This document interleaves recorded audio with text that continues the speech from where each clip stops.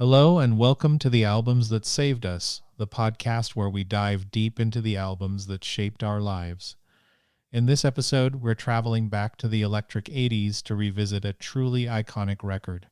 We're talking about none other than the Power Station's self-titled debut album.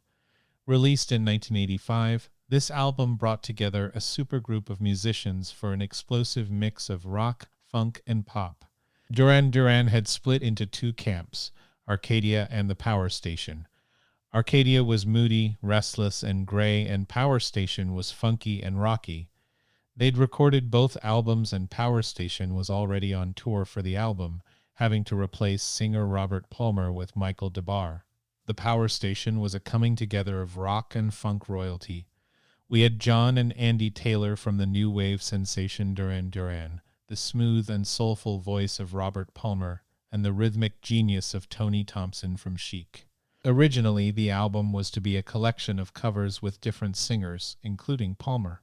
But a rehearsal with Palmer went so well, the rest of the band decided they'd found their singer, at least for recording the album. Palmer eventually wasn't available to tour, so was replaced by DeBar. Each member brought their own flair and expertise. The Taylors infused their new wave sensibility, Palmer added his rich vocal texture, and Thompson laid down those unmistakable Chic grooves with those pounding drums and heavy foot on the bass drum. When the Power Station dropped in March 1985, it was a breath of fresh air.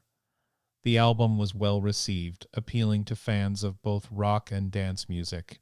It's an album that refuses to be boxed in, blending rock's energy with funk's rhythm and pop's accessibility. And who could forget the hits? Some Like It Hot and their cover of T-Rex's Bang a Gong are still absolute bangers. Opening with Some Like It Hot sets the tone. It's fiery, it's energetic, and it's got that signature Power Station sound. Then we slide into Murderous. This track shows off the band's darker, more rock-oriented side with its edgy lyrics and driving guitar riffs. The mood shifts with Lonely Tonight. It's a more introspective number, showcasing Palmer's vocal range and emotional depth. With Communication, we're back to upbeat. It's a song about the complexities of relationships, wrapped in catchy melodies. The Power Station's rendition of Bang a Gong is nothing short of iconic. They managed to respect the T-Rex original, while giving it a whole new life. The synth-driven Go to Zero features some fantastic interplay between the guitar and bass, highlighting the Taylors' chemistry. This track is a bit of a departure, lyrically more profound, touching on social and global issues. Closing the album, Still in Your Heart ends things on a high note, leaving listeners wanting more. Let's take a quick look at what each of the unique Power Station members contributed to this album. John's bass is the backbone of this album. It's funky, it's driving, and it's unmistakably him. Andy's guitar work is phenomenal. He brings a rock edge to every track, elevating the album's overall energy. Palmer's voice is like velvet. He adds a level of sophistication and soul to the songs that is just irreplaceable. And let's not forget Tony Thompson. His drumming is the pulse of the Power Station. It's powerful, it's precise, and it's what ties everything together. So that's the Power Station's debut album, The Power Station. It's a record that bridged genres, brought together incredible talents, and left a lasting impact on the music scene. Thanks for joining me on this musical journey. If you haven't given this album a listen recently, I highly recommend revisiting The Power Station.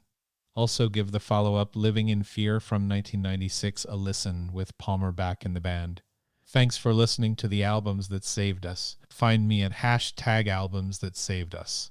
Email me at albumsthatsavedus@gmail.com with feedback, criticism, ideas, albums, or bands you want to hear or talk about. Join the conversation on Facebook at facebook.com/albumsthatsaveduspodcast, and there's a Facebook group as well. Albums That Saved Us is also on Twitter or X, Instagram, TikTok, and YouTube. If you like Albums That Saved Us, please also help spread the word. Share the links and tell some friends, call in and leave a comment or question. Thanks for listening. See you next time.